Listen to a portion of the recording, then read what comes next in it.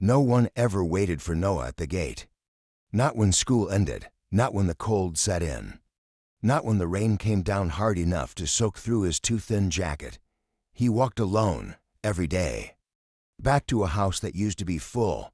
Now, it was mostly quiet, except for the hum of the old refrigerator and the occasional cough from the upstairs bedroom. His father hadn't spoken much since the accident, just moved from room to room like a shadow. Noah didn't mind the silence.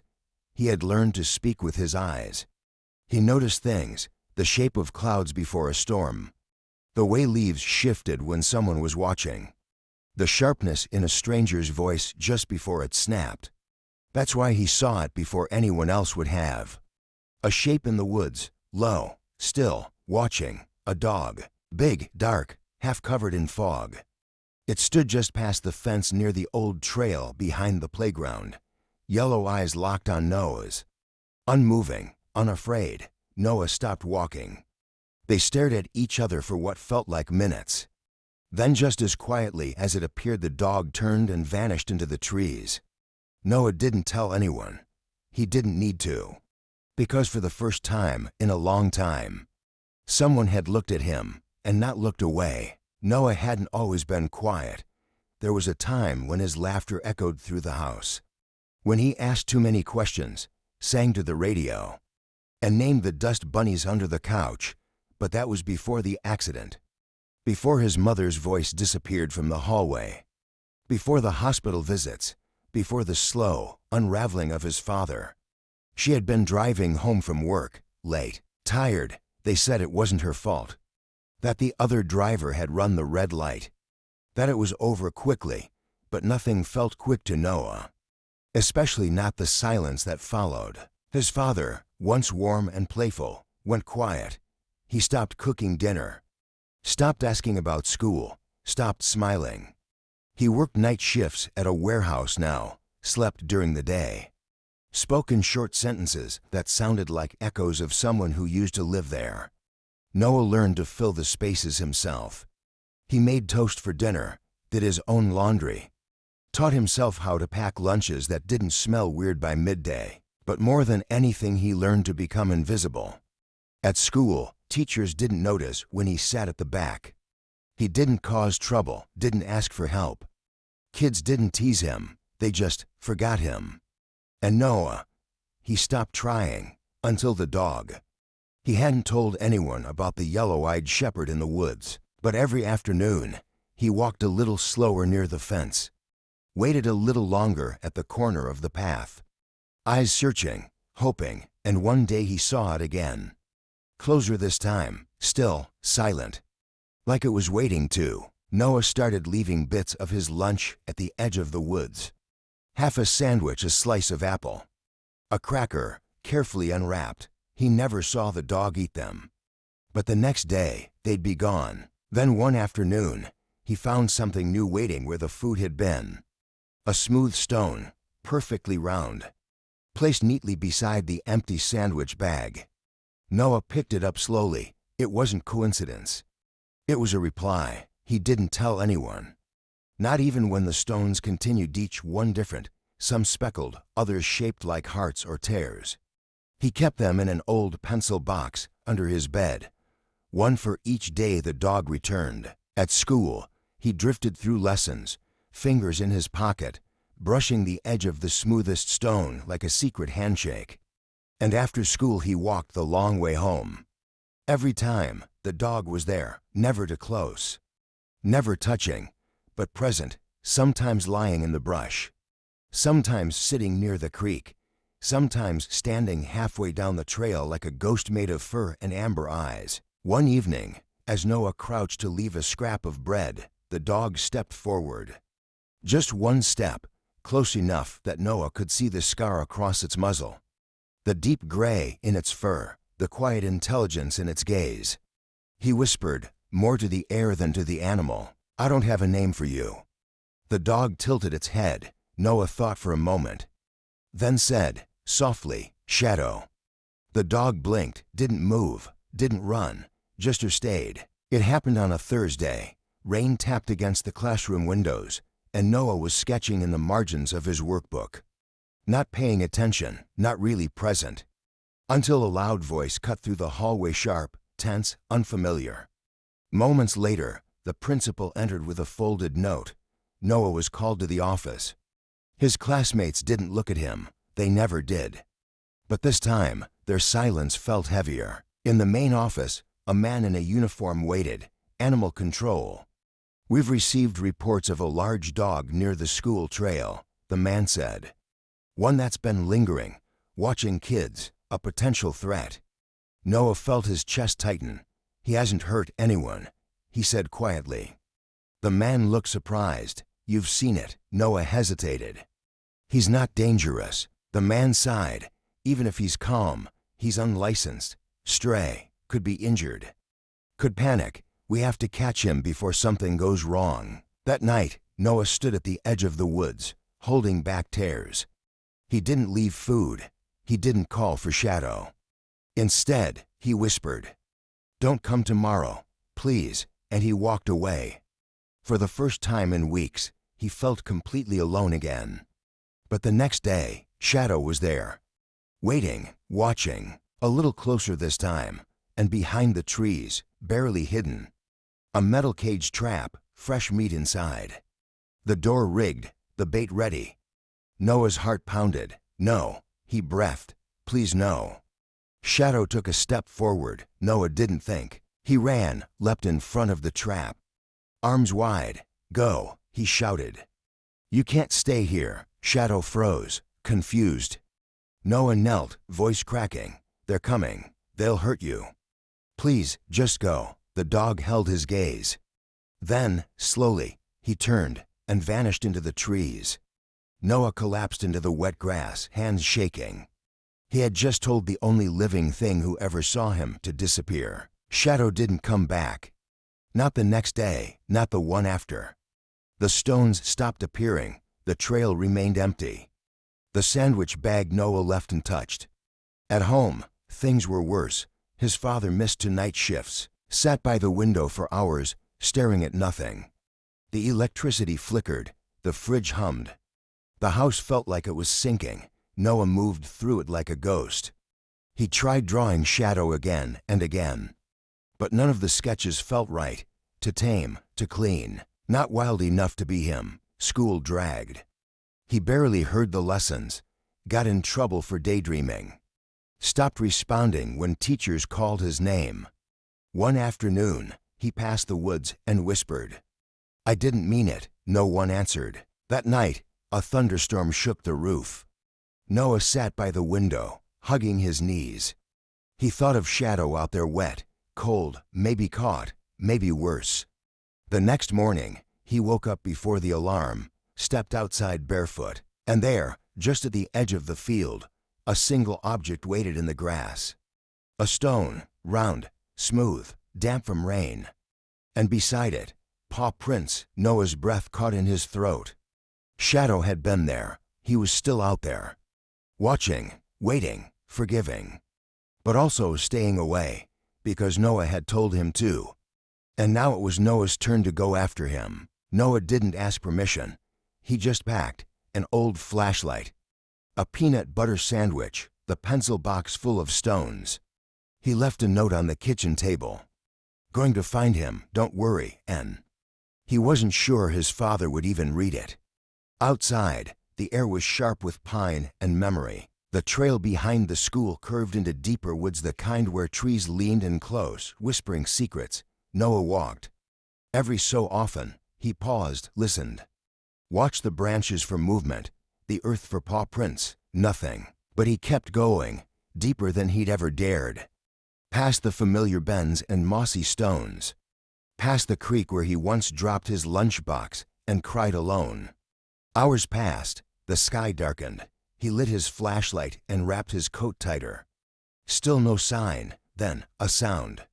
Not loud, just a movement, deliberate, slow, heavy. Noah turned, heart pounding, eyes wide. And there between two trees, a shape, large. Gray-black, still, Shadow? He whispered. The dog didn't move. But his eyes, those golden eyes, didn't look surprised. They looked like they had been waiting.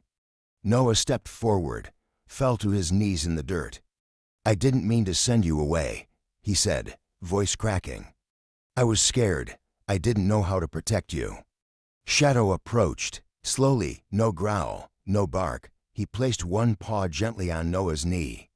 "And Sut," Noah sobbed, loud, messy, real.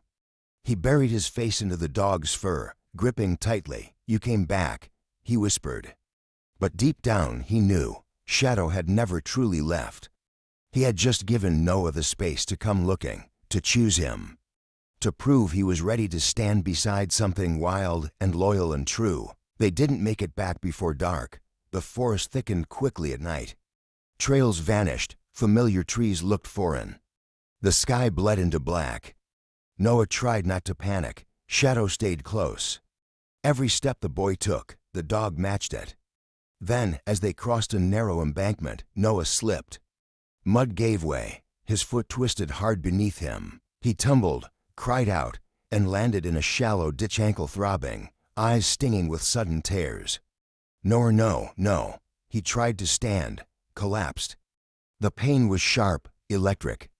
He was lost, alone, and this time, he couldn't walk it off. Shadow stood at the edge of the ditch, pacing. Noah tried to lift himself again, wincing. "I can't," he whispered. Shadow barked, once, loud. Then turned and ran. "Don't leave," Noah cried. "Please don't," but Shadow was gone. Minutes passed, then more. The forest pulsed with sounds Noah didn't recognize. He began to shake. "Why did you go?" he whispered, hugging his knees. "I was wrong. I should have stayed quiet. I should have just let you be." A rustling, then footsteps, heavy, human.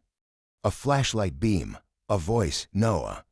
It was his father, disheveled, wide-eyed, gasping for breath. And beside him, guiding, leading, insistent.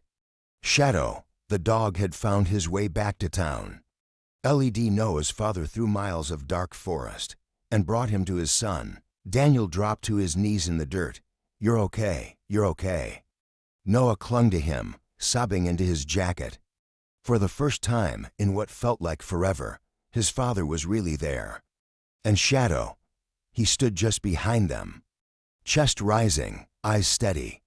Watching, guarding, staying. Noah's ankle was sprained, not broken. The doctor said he was lucky.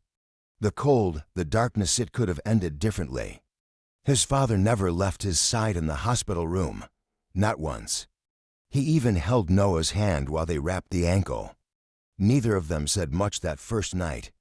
But the silence wasn't heavy anymore. It was shared. When they got home, Shadow followed them up the porch like he'd always belonged there. No hesitation, no boundary. Daniel opened the door, held it. Shadow entered first, inside. Finally, Noah set up a blanket in the living room. Placed the pencil box full of stones beside it. Shadow sniffed it once, then lay down. Noah curled beside him, hand resting on his fur. You're not just my dog, he whispered. You're my friend. Daniel stood in the doorway, watching them. Then, softly, I used to be afraid you'd stop trusting people. Noah looked up. I did. A pause then, but he didn't leave. Daniel nodded, voice low. Neither did you. That night, for the first time since the funeral, Noah's father tucked him into bed. The lamp glowed warm. Shadow rested at the foot of the bed. The world, for once, felt soft. Noah looked at his dad. Can we keep him? Daniel hesitated. Then smiled, small, but real. I think he already decided to stay. And outside, the forest exhaled. Spring came slowly that year. The snow didn't melt, it withdrew. Like it, too, had been unsure whether to stay. Noah walked with crutches for a while. Shadow never left his side. At school, things were still quiet. But Noah wasn't invisible anymore. He raised his hand in class, not often, but enough. A girl from his science group asked if she could sit with him at lunch. He nodded. At home, things shifted too. His father started cooking again. Simple things, scrambled eggs, soup from a can. But he cooked. He bought Shadow a food bowl. put it next to Noah's at dinner. Noah found his mother's sketchbook in a drawer. He flipped through the pages slowly, sunsets, raindrops, drawings of Noah's hands when he was a baby. He didn't cry. Instead, he picked up a pencil and started his own. His first sketch was of Shadow, curled on the rug, nose tucked under paw. The second was of himself standing beside the dog, hand resting on his back. He didn't show anyone, not yet, but he knew he would soon. Every night, Noah added a new stone to the pencil box. From the creek, from the path behind the school, from the yard where he and Shadow sat under the fading sun. Each one marked a day he didn't disappear, a day he chose to stay. Noah didn't feel invisible anymore. He still liked quiet, still preferred corners to crowds. But now, his silence wasn't emptiness.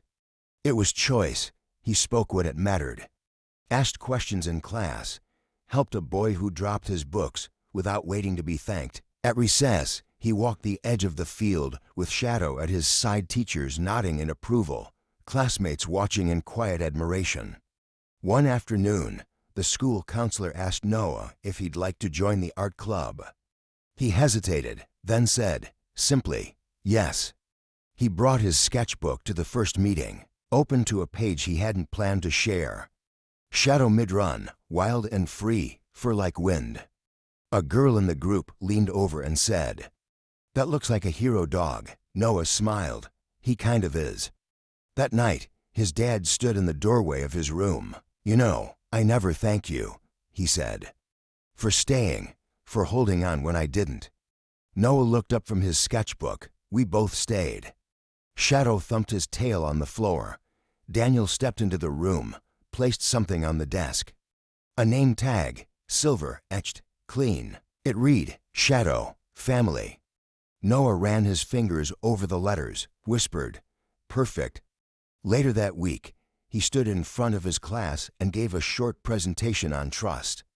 He showed a picture of Shadow. "He doesn't talk," Noah said, "but he listens better than anyone I've ever met." No one laughed, no one looked away. They saw him, really saw him, and he didn't flinch. This wasn't a story about a lost dog, or a quiet boy, or even the woods behind a forgotten school. This was a story about being seen, not with eyes, but with presence. About how sometimes the loudest love doesn't say a word. It just stays. Noah didn't need saving. He needed someone to stay long enough for him to remember he was worth saving. And Shadow, he didn't arrive with fanfare. He wasn't trained or tagged or owned. He simply showed up. Day after day, closer each time, until his silence became safety. Until a boy who'd stopped trusting found the courage to speak again. Not because someone told him to, but because someone listened. Not all rescues look like miracles. Some look like muddy paws, a scarred muzzle, a box of stones hidden under a bed. Some rescues don't arrive to fix us, they show us how to stay. If this story meant something to you, if you've ever felt unseen, unheard, or quietly waiting for someone to stay, don't let it end here. Like this video if you believe that love doesn't need words to be real. Share it with someone who might still be sitting in silence, wondering if anyone notices. Subscribe for more true stories of resilience, quiet courage, and the dogs who never leave our side. And in the comments, tell us about your shadow. Maybe they didn't wear a collar. Maybe they never said the right thing. But they showed up, they waited, they stayed. Because somewhere out there, a boy or girl is still holding their breath, waiting for a reason to believe that connection is possible. Let this story be that reason. And remember, not all heroes bark. Not all rescues wear badges. Some just walk beside us. Silent, steady, and never asking for anything in return. And in doing so, they give us everything.